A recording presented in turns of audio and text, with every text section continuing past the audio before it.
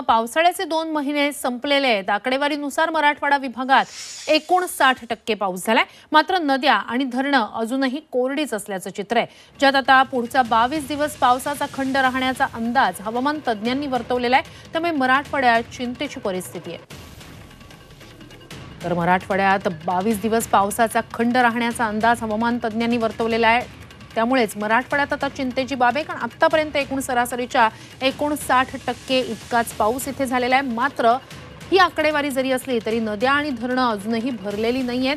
त्यामुळे जो काही पाऊस पडला त्याने थोडासा पिकांना फायदा झाला, मात्र नद्या आणि धरणं अजूनही कोरडेच आहेत।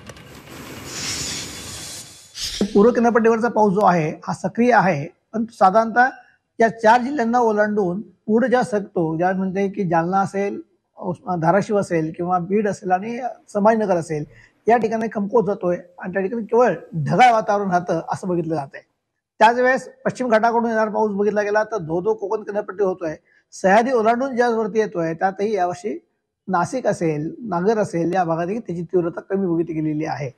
आणि येत्या काळातला जो काही बघितलेला ऑगस्ट मध्ये काही बघितला गेला फोरकास्ट दिसतोय, अंदाज दिसतोय, यामध्ये खंड पडण्याची शक्यता आहे।